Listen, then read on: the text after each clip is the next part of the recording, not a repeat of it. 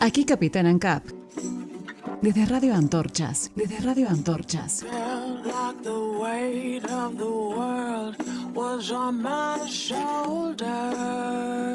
Iniciamos este viaje con ideas y buena música.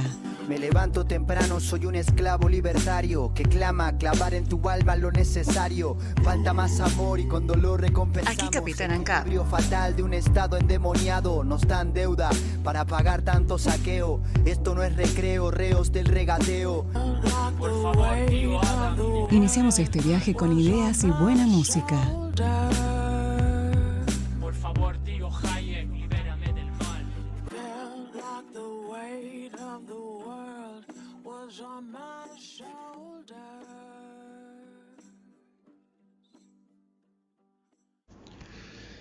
Arturo Frondizi fue un presidente que tuvo nuestro país entre 1958 y 1962, lamentablemente derrocado por un golpe militar.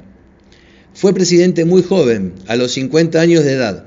Abogado, periodista y docente, es considerado uno de los grandes intelectuales que tuvo Argentina en el siglo XX. Arrancó como afiliado a la Unión Cívica Radical allá por los años 30. En su juventud inició esa renovación que tuvo el partido allá por los años 40. En el 46 fue elegido diputado nacional y en las elecciones de 1951 integró la fórmula como candidato a vicepresidente de Ricardo Balbín, obteniendo el 33% de los votos, pero perdiendo por 30 puntos frente a Juan Domingo Perón.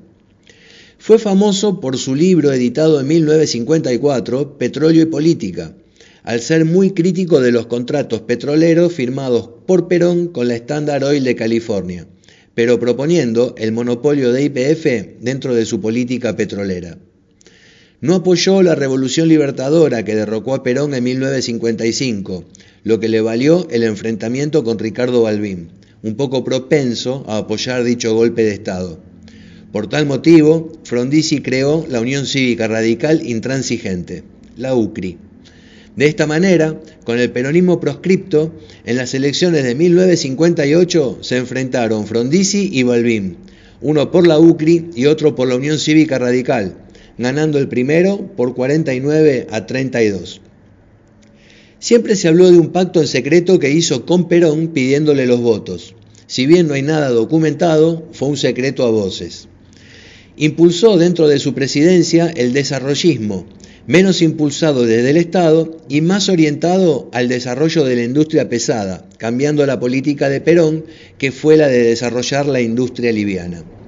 También promovió la integración del sector peronista dentro del marco democrático que vivía este país, y tuvo muchísima repercusión en el mundo su política internacional, relacionándose de manera muy fuerte con políticos como Fidel Castro, Eisenhower, el Papa Juan XXIII, el Che Guevara, John Fitzgerald Kennedy, un monstruo. No tuvo problemas en cerrar tratos comerciales, tanto con Estados Unidos como con la Unión Soviética, quizás parafraseando a Bastiat, que decía que donde entra el comercio no entran las balas. Pero la sociedad argentina estaba tan dividida y adoctrinada en sus fanatismos políticos que ningún sector lo terminó apoyando, ni la izquierda, ni los militares, ni los peronistas, ni los radicales. Terminó recibiendo decenas de planteamientos militares hasta que finalmente fue derrocado en 1962. Su gran política económica se vio opacada por todos estos episodios. Pero de todo esto nos va a hablar Adolfo Storni, un amigo de la casa. Hoy le toca hablar sobre Arturo Frondizi. Su mirada nos va a ampliar más aún lo que pasó con este presidente argentino. ¿El último estadista?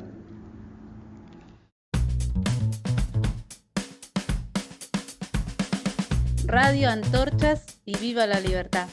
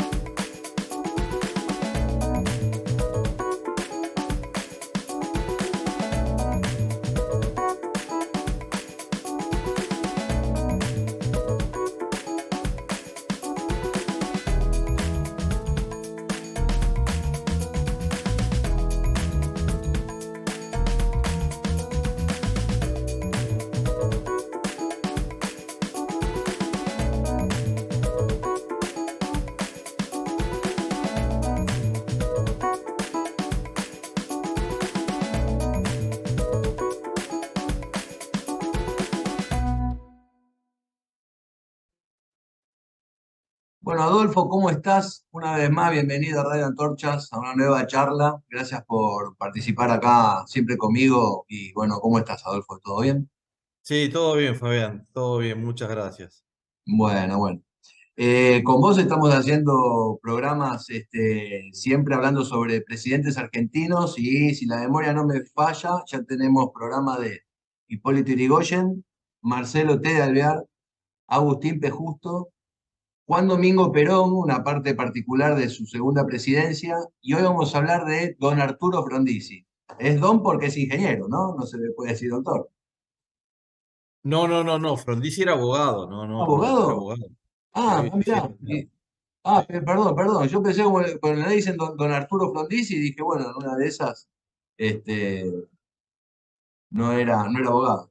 no, sí, Bueno, era abogado. presidencia del 58 al 62 en el siglo pasado, y bueno, para hacer unas preguntas históricas, vamos a arrancar con la pregunta lógica, ¿cómo llega Frondizi a la presidencia? ¿No? ¿Qué pasa en los años anteriores?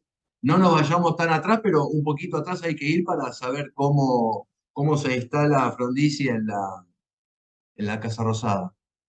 Bueno, yo creo que podemos partir hablando de quién era Frondizi, ¿no? Frondizi era un hijo de inmigrantes italianos, padre y madre, uno de 14 hermanos. Los tres hermanos, los tres hermanos más chicos se hicieron bastante famosos. Silvio Frondizi, que fue un ideólogo del trotskismo, ¿no es cierto? Que fue eh, eh, muy recordado y luego fue muerto por la AAA. Y el Exacto. otro era Ricieri, fue rector de la UBA, y también fue el fundador de UDEVA, ¿no? De la editorial de la Universidad de Buenos Aires. O sea que una familia, el padre se instala en Corrientes, donde era maestro mayor de obras y trabajó en la construcción de puentes y tendidos ferroviarios y en rutas. Él nace en Paso de los Libres, después la familia se traslada a Concepción del Uruguay. Él empieza a estudiar en Concepción del Uruguay, pero luego se mudan a Buenos Aires y se estudia en el colegio Mariano Moreno. No era un buen alumno, era bastante poco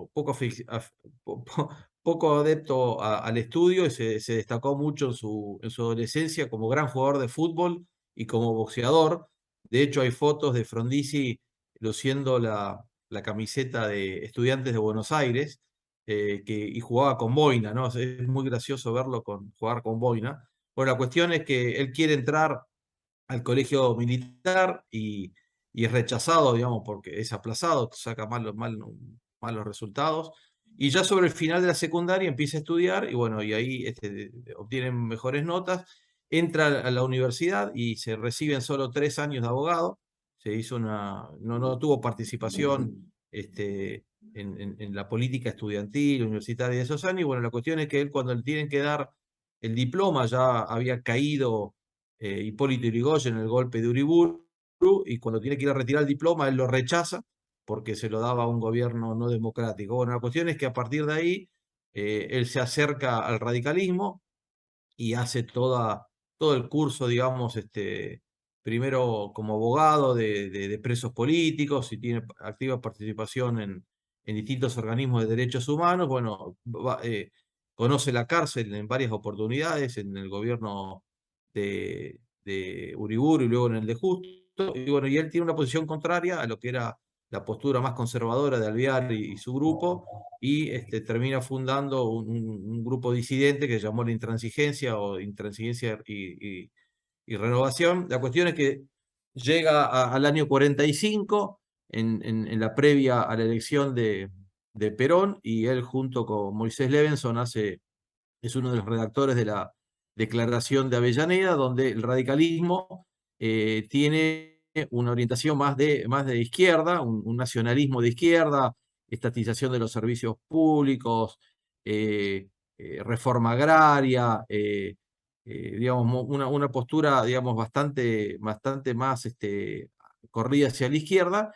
Y en las elecciones del 45, cuando Perón es electo presidente, él es electo diputado nacional y estará en el Congreso, digamos, todo el gobierno de Perón, integra el famoso famoso bloque de los 44, que lo presidía Balbín, él era vicepresidente de bloque, y así se llega a 1954. Él hace un libro famoso sobre petróleo que le da bastante notoriedad, y luego ya cuando Perón hace la apertura en los últimos días o en los últimos meses, él hace un discurso famoso por radio que es se hace bastante famoso porque algo para recordar de esa época, que en la época del peronismo la oposición no podía participar en los medios de comunicación, o sea que no había El famoso ningún discurso que hace en opositor. Radio Belgrano, ¿no?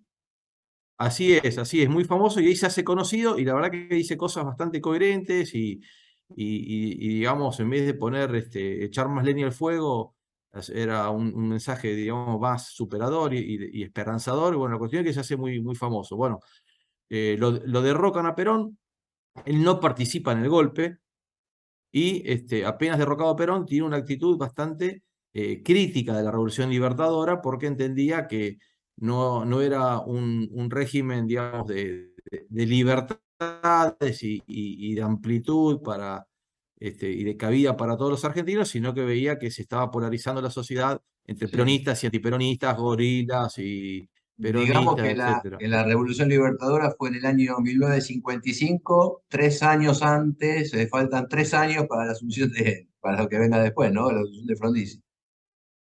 La, la cuestión es que, bueno, Frondizi primero participa en la elección primero, digamos, se quiebra el partido. Por un lado se va Frondizi y su grupo. Perdón, primero hay que hablar de algo que pasó en enero de 1956, que es, digamos, muy importante porque ahí es el nacimiento del desarrollismo, que es el encuentro de Frondizi con Frigerio. En enero del 56 se conocen, hacen, digamos, química inmediatamente. Ambos eran hijos de inmigrantes italianos, los dos del signo de Escorpio. La cuestión es que se complementan. Frondizi era el político, el que tenía los votos. Como decía Frigerio, Frondizi tiene 1 millón de votos y yo tengo las ideas, y Frigerio tenía una forma, digamos, de pensar y de interpretar la realidad y de conectarse con distintos sectores sociales, la izquierda, el peronismo, los nacionalistas, que le daban, digamos, más sustentabilidad y lo sacaban, digamos, de ser un candidato de un solo partido para transformarlo en un candidato más general, digamos, que tenga más llegada al resto de la sociedad. Bueno, a partir de ahí hace varias movidas muy audaces, que fue primero quebrar el partido, funda la Unión Cívica Radical Intransigente, Y la luego UCRI. participa la UCRI, luego participa en la elección de convencionales constituyentes, que tenía que reformar la Constitución o reformar la Constitución del 49 y volver a la de 1853. Ahí sale tercero. Primero o sea, el candidato más votado fueron los votos en blanco, o sea que casi eran los votos peronistas. Después viene la Unión Cívica Radical del Pueblo, liderada por Balbín.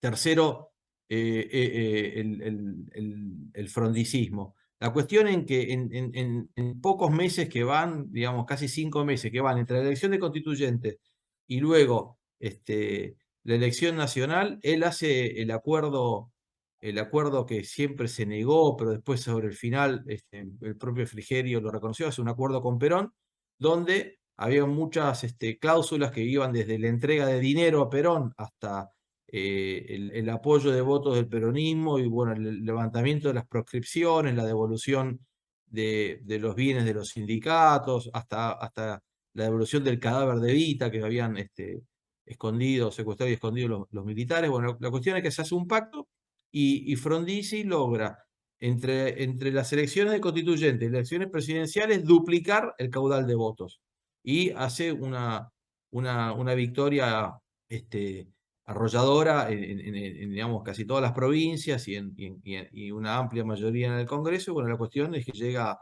al gobierno con mucho poder desde el punto de vista de las instituciones, pero severamente cuestionado porque se sabía que los votos eran prestados, ¿no? Eran prestados. Pero Frondizi, una de las cosas, no sé si lo dijiste, perdóname, una de las cosas que había pactado, creo que fue de palabra con Perón, era levantar la proscripción del partido peronista, del partido justicialista en algún momento de su mandato, ¿no? como para que cuando Sí, sí, terminara de hecho, Frondizi como para cuando terminara Frondizi su mandato, bueno, pudiera participar en las elecciones el Partido Justicialista. Y otra sí, de hecho él pregunta era cumplió. si la Unión Sí. Cívica Radical se encuentra sorprendida, ¿no? De lo que sucedió con la UCRI, que apareció, que de golpe hizo una barrida de votos y terminó ganando las elecciones. Bueno, sí, yo creo que la Unión Cívica Radical del Pueblo, con la candidatura de Balbín, tenía todo el apoyo del gobierno de Aramburu y de Rojas, digamos, todo el gobierno de la Libertadora los apoyó mucho. De hecho, muchos ministros de la Revolución Libertadora eran de la Unión Cívica Radical del Pueblo. Y sí, la verdad que los sorprendió bastante, porque, digamos, duplicaron el caudal de votos entre la elección de convencionales constituyentes y la presidencial. Y bueno, nunca se imaginaron que ese escenario, digamos, podía pasar, ¿no? Porque corrieron, digamos, los balvinistas corrieron con el caballo del comisario, pero no les alcanzó. O subestimaron el poder de una orden desde el exilio de Perón, de que, bueno, el voto peronista iba a ser, digamos, tan fiel. Así que sí, sí, yo creo que lo sorprendió. Balvin nunca se lo imaginó. Mm.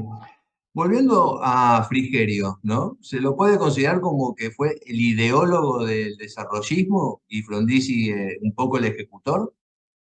No, yo creo que era una pareja intelectual. Yo creo que no, no, no, no. Si bien Frigerio le amplió, digamos, la mente y los contactos y fue de alguna manera clave, ¿no es cierto?, en el triunfo y en acercarle mucha gente que no era de origen radical, ¿no? Porque recordemos que el desarrollismo fue una gran confluencia de radicales históricos, de nacionalistas, de conservadores, de socialistas, de nacionalistas. Era una gran conjunción, digamos, de distintos actores que en el pasado habían estado siempre enfrentados y bueno, Frondizi les logró dar un marco teórico, ¿no es cierto?, un pensamiento que era el desarrollo económico y la integración política, ¿no es cierto?, integrar al peronismo a la vida democrática.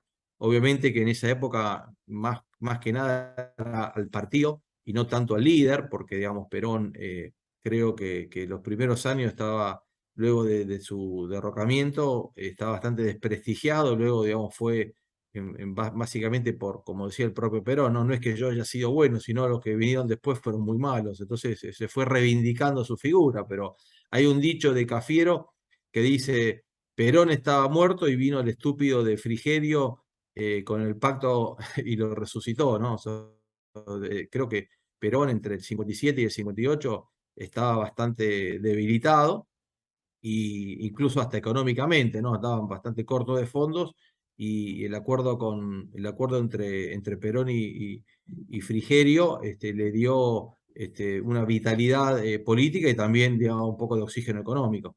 Mm. Adolfo, vamos al tema principal que me gustaría abordar en esta charla, que es las dos políticas que quiso implementar Frondizi en su gobierno, que fue el desarrollo y el integracionismo, se dice así, la integración.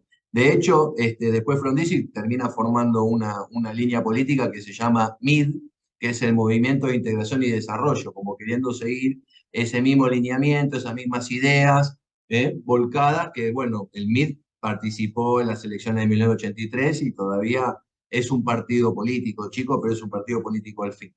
¿Qué es el desarrollismo a nivel, vamos a hablar ya, política o economía?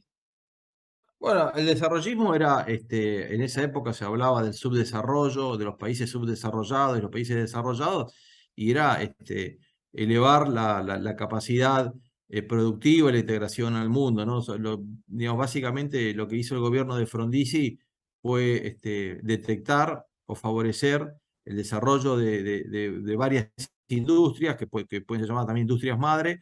Recordemos que Perón había dado un fuerte apoyo a la industrialización, pero era una industrialización que buscaba dar empleo bastante, digamos, básico, que era toda la industria metalmecánica y metalúrgica, pero era toda una industria que terminaba perjudicando la balanza de pagos porque en el fondo toda esa industria para desarrollarse necesitaba de insumos importados. Entonces, digamos, más se desarrollaba esa industria de mercado interno y más era la dependencia de petróleo extranjero, industria, digamos, la parte de acero, o ciertas industrias químicas, ¿no? O el caucho. Entonces, Perón, esa industrialización que esa tenía, digamos, pie de barro porque de alguna manera era muy dependiente de insumos importados. Entonces lo que decía Frondizi que había que desarrollar las industrias madres, bueno, y él, la principal logro es lo que él llamó la batalla del petróleo, donde en casi 4 años de llevarse las importaciones de petróleo un tercio de las exportaciones, pasó a tener Argentina autoabastecimiento, ¿no? Entonces Autoabastecimiento. hizo una campaña. Triplicó en 4 años de gobierno, que vamos a decir que el gobierno quedó trunco por otro golpe militar. En 4 años triplicó la producción de petróleo con la que arrancó en el año 58 y consiguió la autogestión de petróleo, sí. El autoabastecimiento, sí, sí, fue un logro muy importante y eso posibilitó también el desarrollo de la industria automotriz, de la industria de maquinaria agrícola, la industria petroquímica, se desarrolló la industria química, hubo una enorme cantidad de obra pública, se construyeron 10.000 kilómetros de rutas, 10 aeropuertos, se privatizaron el servicio de ómnibus y de tranvías, ¿no es cierto?, que habían sido estatizados durante el gobierno de Perón. Fue digamos, el desarrollismo, desde el punto de vista económico, fue gran transformador de la estructura productiva. Se desarrolló muchísimo el agro también. Aumentó en 2 millones de cabezas el stock bovino, se multiplicaron por 10 la venta de tractores, aumentaron las cosechas. Bueno, hubo un gran impulso al agro, a la industria. Hubo pasaron 250.000 personas pasaron del Estado a la actividad privada, básicamente por diferencial de sueldos. Les convenía dejar el Estado y pasar a trabajar a la actividad privada porque era más redituable. Así que fue muy transformadora, pero básicamente lo que hizo lo que posibilitó todo esto fue la apertura que hizo al capital extranjero, ¿no? Se radicaron muchísimas empresas petroleras, automotrices, digamos, distintas multinacionales vinieron a Argentina en esos años y casi como que fue en esos 4 años de gobierno se hizo, se invirtió casi la cuarta parte que durante 50 años, ¿no? O sea que fue bastante importante. Y respecto a lo político, la integración, él entendía que había que integrar al peronismo a la vida política y bueno, por eso su victoria con el voto peronista, pero luego él fue cumpliendo algunas de las promesas, bueno, él devuelve los bienes a la CGT, a los distintos sindicatos, levanta las proscripciones, le permite participar en las elecciones, de hecho, las elecciones ya sobre el final antes de que lo derroquen, si bien a nivel país había ganado Frondizi en varias provincias, pero bueno, en la provincia de Buenos Aires, que era la más importante, Sí, la ganó pierde. Andrés Framini, que era un dirigente sindical, que De los era bastante textiles, del gremio de los textil, era textiles. bastante combativo, sí, bastante combativo, bueno, y eso puede ser considerado como uno de los causales de su derrocamiento final. Bueno, fue un presidente, podemos decir, no revolucionario, pero sí modernizador, progresista, sabía, leía para dónde iba el mundo, entendía por dónde pasaba el poder, cómo era la importancia de los lazos comerciales, de la diplomacia. Bueno, la presidencia de Frondizi tiene, digamos, 3 logros principales: lo económico, que digamos, redujo el déficit fiscal, bajó la inflación, promovió la inversión, aumento de la producción, aumento del PIB, fue, digamos, muy significativo. El segundo punto es la política internacional. Argentina tenía muy buena sintonía con todo el mundo y era un socio confiable. Él, antes de asumir, hace una gira por todos los países limítrofes y Perú y logra, digamos, mucha sintonía tenía con los últimos presidentes democráticos antes del golpe del 64, que asumen los militares. Tenía con Kubitschek, con Goulart, digamos, con varios presidentes brasileños, tenía mucha sintonía, y después tuvo mucha sintonía con 2 presidentes americanos, como fue Eisenhower y Kennedy. Él era un tipo confiable, era muy bien visto afuera, hizo giras, una gira apenas asume por Europa, donde se entrevista desde Juan XXIII hasta De Gaulle, pasando por la reina Isabel. Fidel Castro. también, no nos olvidemos. Fidel Castro, Posteriormente se reúne con Castro. incluso la anécdota de reunirse con el Che Guevara en Sí. privado o en secreto, en realidad más que en privado, en secreto, una noche, porque se ofreció de mediador, puede ser que se haya ofrecido ante Kennedy como mediador del conflicto para tratar Sí, de...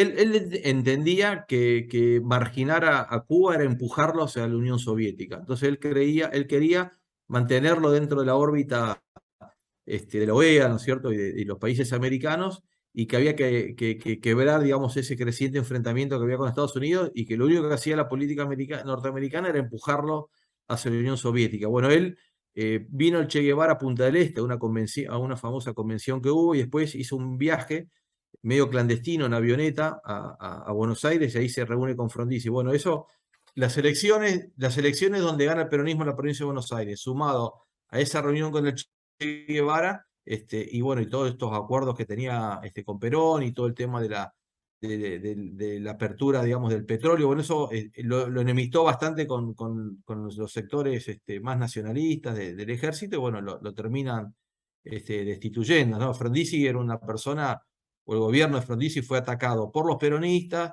por los radicales, por los militares, por la izquierda, digamos, todos le pasaban factura, ¿no? Los radicales porque le había sacado la candidatura, había quebrado el partido. Los militares porque había transado con Perón. Los nacionalistas porque había entregado el petróleo. La izquierda porque él había sido progresista hasta el 45, o digamos hasta el 56, y después empezó a tener otras posturas mucho más moderadas y abiertas. Y la cuestión es que terminó siendo atacado por todos y por fue un todos lados. presidente por todos Inclusive, lados, era inclusive se muy difícil hablaba, sostenerse. sí, inclusive se hablaba de que Perón estaba perdiendo protagonismo, por más que estaba en el exilio, estaba perdiendo protagonismo porque los números un poco lo favorecían a Frondizi en lo que era el aspecto económico, vos lo habías dicho. Sí, Entonces, sí, sí. claro, cuando el país anda bien económicamente, después todo lo demás se puede conversar, ¿no? Dicen muchos. Sí, Y el Perón país andaba mismo bien. fue, sí, Y Perón Perón, y mismo, Perón estaba perdiendo protagonismo y encima aparecen figuras como Bandor dentro del peronismo, ¿no? Dentro del Partido Justicialista, de que estaba planteando un peronismo sin Perón. Entonces, así es. se estaba volviendo loco, me parece, el Pocho, entonces empezó a fogonear un poco desde afuera, ¿no? ¿Puede ser eso también que haya pasado? Él cuando vio el protagonismo, digamos que podía perder la centralidad, él también empieza a conspirar. Y de hecho, a nivel sindical lo volvieron loco, a pesar de que Argentina en esa época tenía pleno empleo y el salario real había crecido, pero los sindicatos, digamos, con una postura más política que económica, lo combatieron. Había muchas tomas, muchas huelgas, y bueno, también en esa época mucha represión. Y la cuestión es que Perón también fue uno de los tantos que contribuyeron a su derrocamiento, y Perón, desde el punto de vista político, prefería tener como adversario a los militares, digamos, la rama militar que no le respondía, ¿no? Entonces, siempre, digamos, fíjense que el enfrentamiento, digamos, la política entre Frondizi y el 73 es Perón y el militar de turno.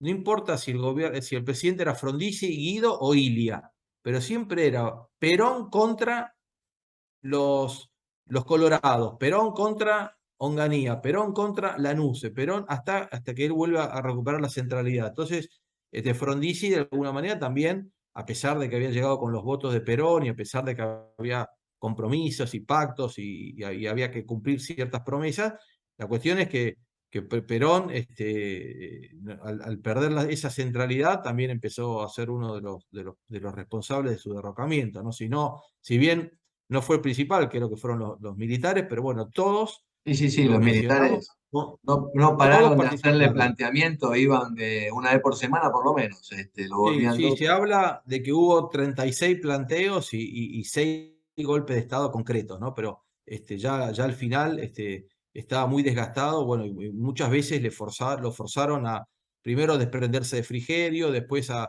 hacer cambios de ministros, le ponían a veces los ministros, bueno, le hicieron anular las elecciones que gana el peronismo en la provincia de Buenos Aires, o sea que hubo muchísima presión, y los militares de alguna manera trataron siempre de intimidarlo y de co-gobernar.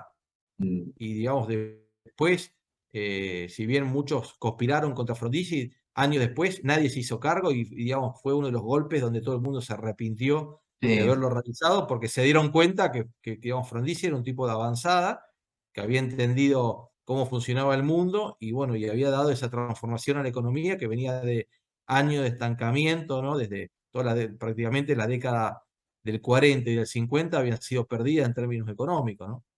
Yo leí un historiador que hablaba, daba el término de democracia tutelada, que era lo que hacían los militares, bueno, desde el 30 incluso hasta casi, bueno, hasta el 83, digamos. Eh, los sucesivos golpes de Estado y los gobiernos asumidos por gobiernos militares, por juntas militares, que después entregaban de nuevo la democracia a los partidos para que vuelvan a vivir la vida democrática, pero siempre estaban vigilando, como mirando, y bueno, así han vuelto loco a Frondizi, que en este caso estamos hablando de él como tantos presidentes que hubo, ¿no?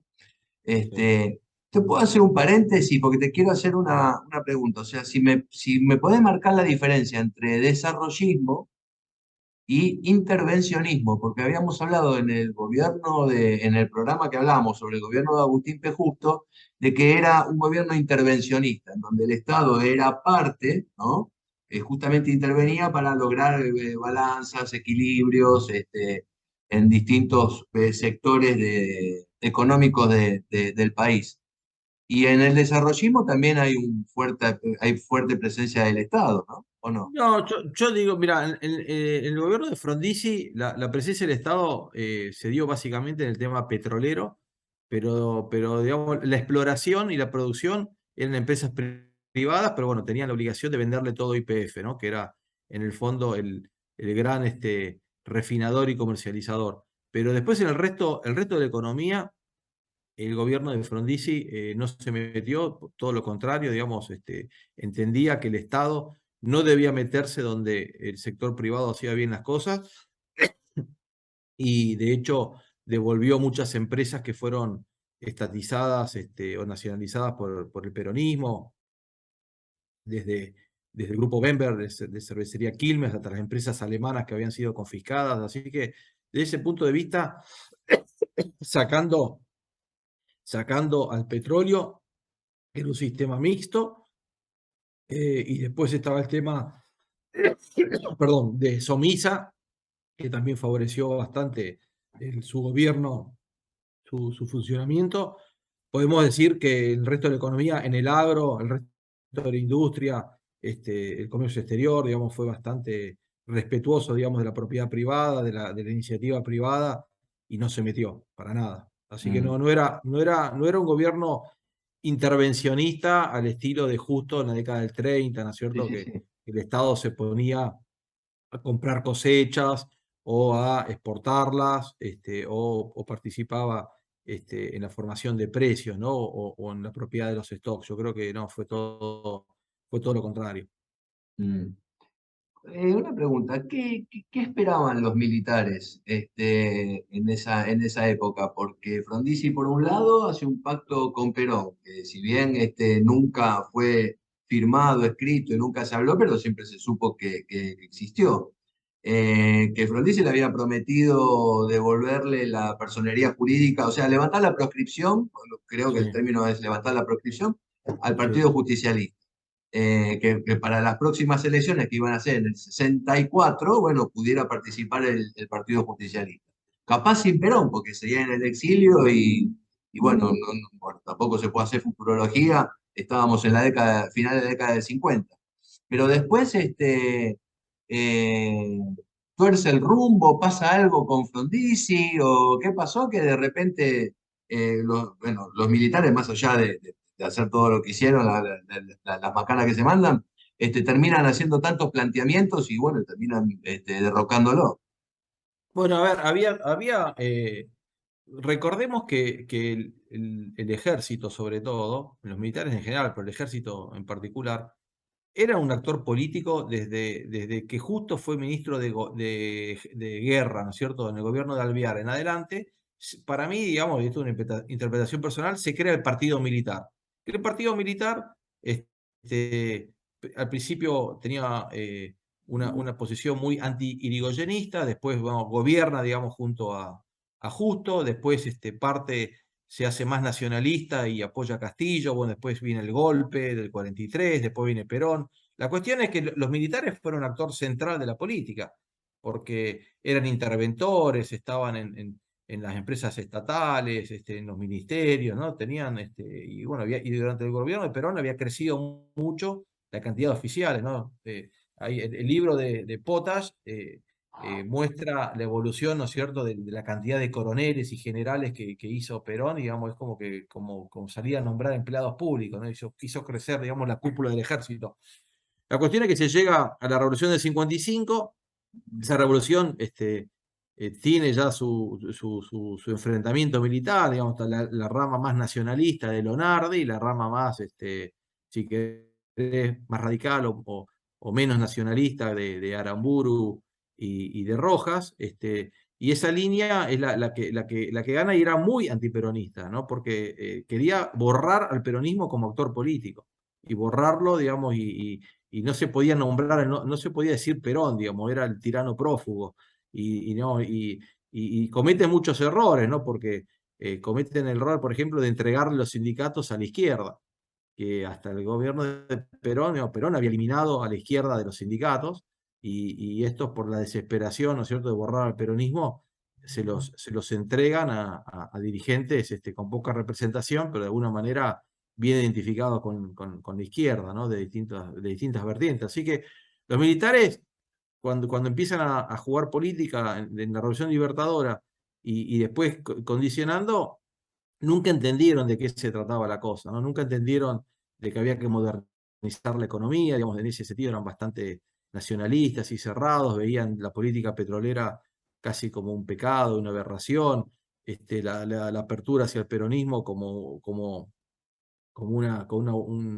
un regreso al pasado, de acercamiento a Brasil, digamos, siempre las hipótesis de conflicto de los militares era la guerra con Brasil y digamos, Frondizi tenía muy buena relación, de hecho, admiraban a Frondizi, ¿no? Todos estos presidentes que yo mencioné y después, bueno, había dos intelectuales que fueron muy famosos, Celso Furtado y Elio Yaguaribe, admiraban muchísimo a Frondizi y la cuestión es que no lo entendieron. Yo creo que el problema de Frondizi que fue un incomprendido en su tiempo, ¿no? Lo veían porque Frondizi hizo política desde cuando fue presidente sin ideologías, con proyectos, con ideas, tenía muchas ideas, pero no tenía ideología, y había que hacer diagnósticos de la realidad y proponer soluciones creativas, nuevas, innovadoras, y bueno, él fue un disruptivo sin ser revolucionario, pero fue un modernizador y pensar que todo lo que estamos diciendo,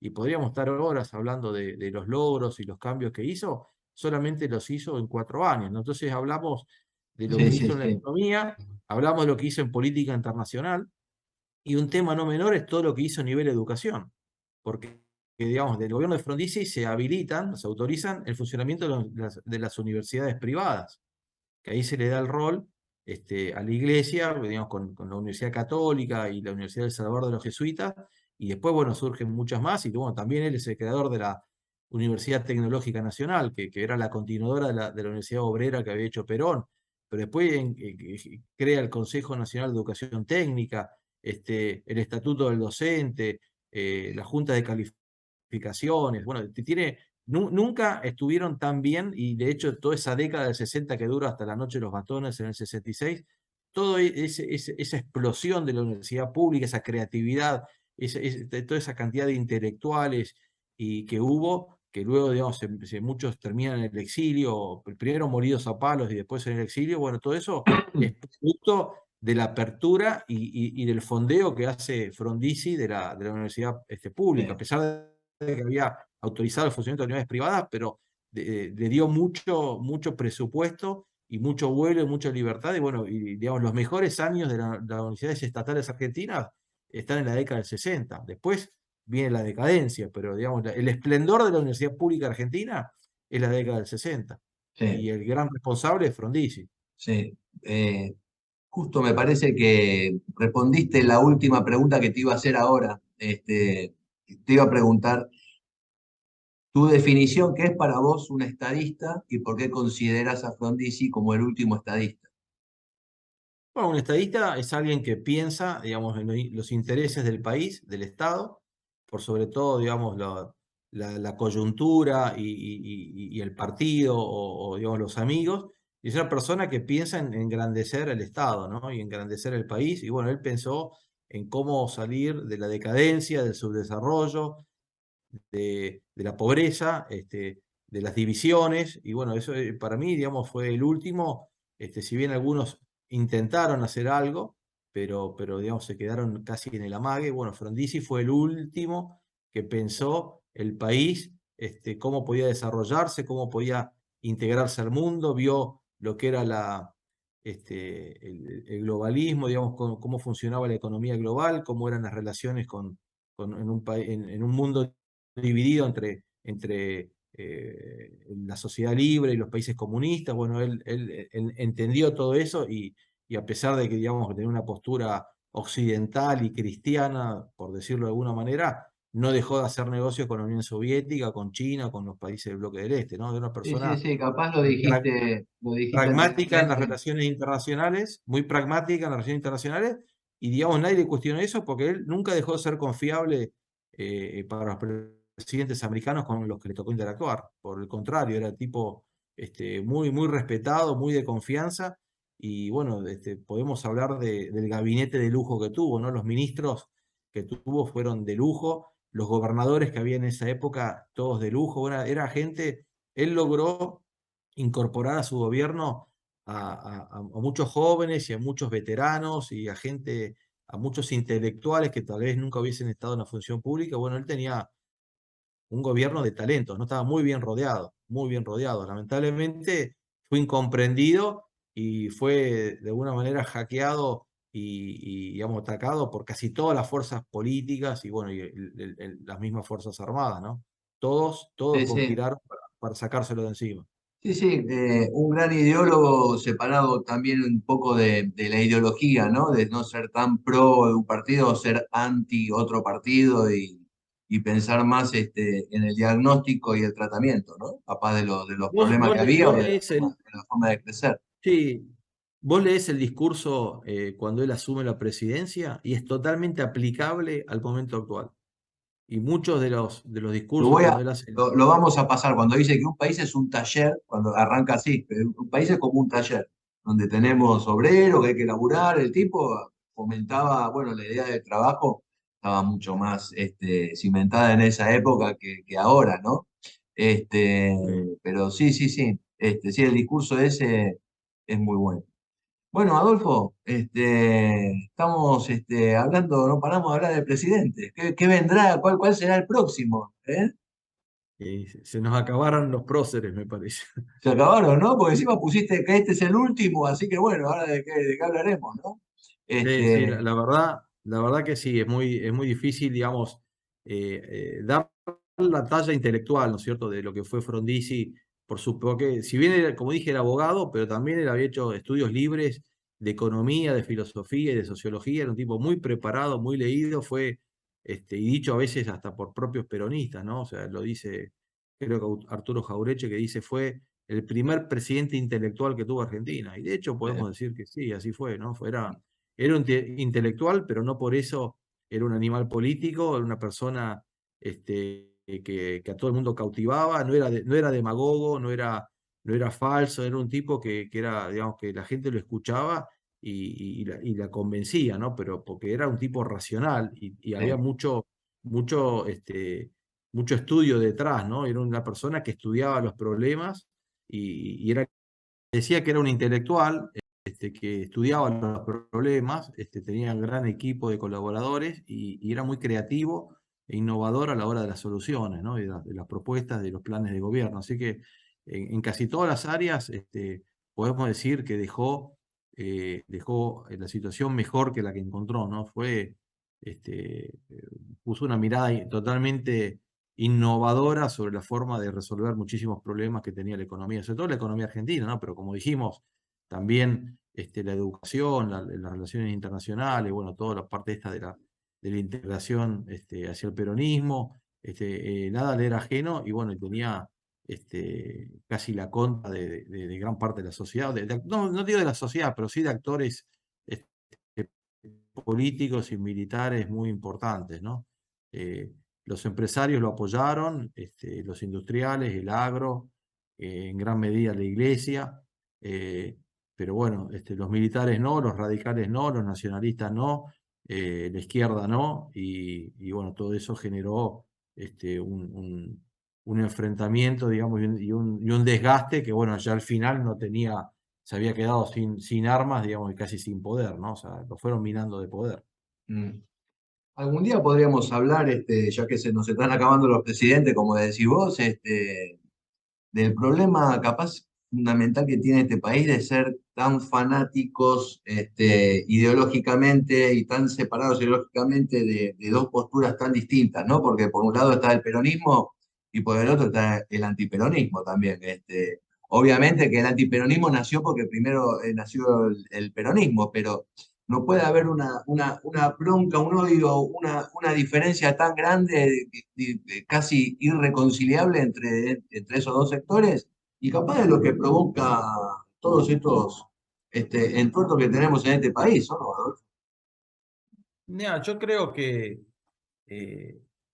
el que casi lo logra fue Menem, ¿no? Porque en el gobierno de Menem ya prácticamente no se hablaba más de peronismo, no se hablaba más de la marchita, ¿viste? O sea, no se miraba tanto al pasado, ¿no? O sea, fue un gobierno en ese sentido que yo rescato porque unió bastante a los argentinos, ¿viste? Que, digamos, todas las diferencias, digamos, partidarias, ideológicas, hasta de fútbol, estaban relativizadas, ¿no? Y era bastante light todo, ¿no? No había grandes enfrentamientos. Pero yo creo que gran parte, digamos, de estos enfrentamientos que tiene la historia política en los últimos 70, 80 años, es por los fracasos económicos y políticos de los gobiernos. Entonces, cuando los gobiernos fracasan, siempre, en vez de echarle, digamos, en vez de hacer la autocrítica, lo más fácil es echarle la culpa al adversario. Yo fracasé porque el otro me hizo la vida imposible. No, yo fracasé porque me hicieron 13 paros generales. Yo fracasé porque la oligarquía y la prensa. O sea, nosotros venimos de una historia argentina reciente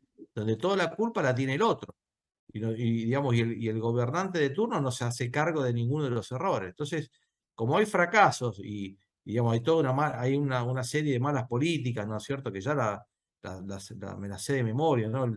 El déficit fiscal, el gasto público ineficiente, usar la apreciación de la moneda como ancla antiinflacionaria. Nos convertimos en repetitivos, pero en Los realidad cepos, ¿viste? Vivimos haciendo lo mismo y esperamos que nos vaya bien esta vez, ¿viste? Entonces, ese tipo de acciones es medio enfermiza y bueno, y genera estos enfrentamientos, ¿no? Que decir, bueno, le echo la culpa al otro. Bueno, Adolfo, te agradezco, a seguir trabajando, porque otra no nos queda, y nos vemos en otra ocasión. ¿Qué te parece? Sí, perfecto, Fabián. Bueno, muchas gracias por la invitación. Espero que les haya gustado la semblanza de este personaje, Arturo Frondizi, el último estadista. Y bueno, ya pensaremos en la próxima charla. Ya la vamos a cranear. Un abrazo, Adolfo. Chao, Fabián, gracias.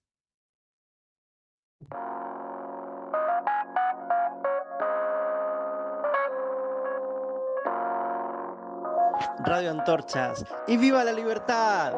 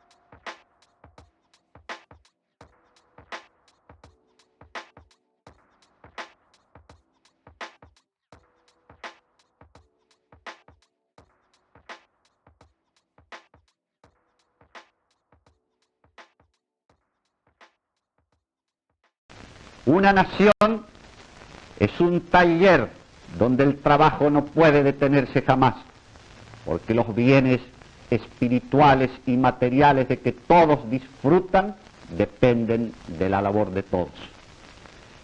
La nación es la obra común realizada a lo largo del tiempo por todos sus ciudadanos, y no solo la que realiza alguno de sus sectores o la cumplida en algún periodo determinado de su existencia. Esta continuidad es posible porque una nación no es una simple coexistencia de habitantes, sino una unión solidaria en el tiempo y en el espacio. El espíritu que nos une a los que lucharon en el pasado, en la guerra y en la paz, es la que nos convierte en una nación. El propósito común que unifica los esfuerzos de técnicos, maestros, operarios, gobernantes, artistas o soldados, eso determina que seamos una nacionalidad. Esas fueron sus primeras palabras cuando asumió como presidente y no pudo culminar su mandato debido a tantas mezquindades que tuvo este país en esas tristes épocas, con democracias tuteladas por las Fuerzas Armadas, pero también con políticos que no se ponían de acuerdo para hacer arrancar este país. Frondizi tuvo 13 condecoraciones y fue nominado doctor honoris causa en 8 universidades extranjeras. Todos los referentes políticos de los años siguientes le rindieron homenajes en distintas ocasiones, como Alfonsín, Duhalde, Elisa Carrió, etc. Lo nombran a Frondizi como el último hombre que nos pensó. Como dato de color, Atinio Stampone le dedicó un tango a Frondizi y lo llamó Impar. Un día Frondizi le preguntó por qué le puso ese nombre al tango, y Stampone simplemente le contestó, porque usted no tenía par. Gracias por escuchar Radio Antorchas. No dejen de seguirnos, dejar sus comentarios y suscribirse a este canal de YouTube que nos entusiasma ver crecer la cantidad de seguidores. Gracias a Radio Infoamba y a la Fundación Libertad y Progreso por apoyarnos desde siempre. No olviden que hacemos estos podcasts solo por mantener vivas las ideas de la libertad. Gracias una vez más a Adolfo Storni por prestarse a conversar y a tratar de repensar con todos nosotros la historia argentina. Hombres y mujeres libres, es un verdadero placer hacer este programa y sembremos entre todos las semillas de las ideas libertarias. Pasen una buena semana, cuídense y viva la libertad.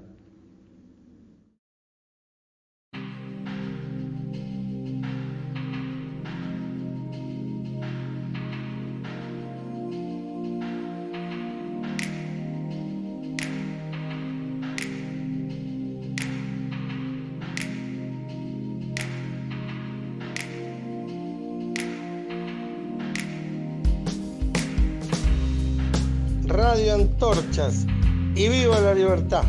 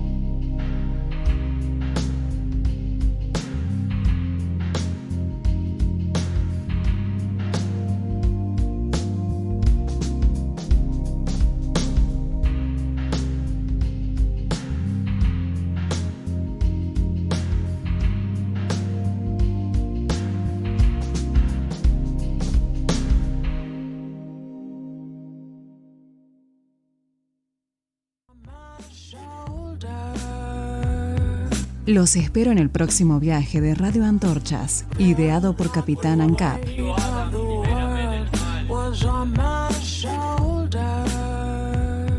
Por favor, tío Hayek, libérame. Ideado por Capitán ANCAP. The weight of the world was on my shoulders.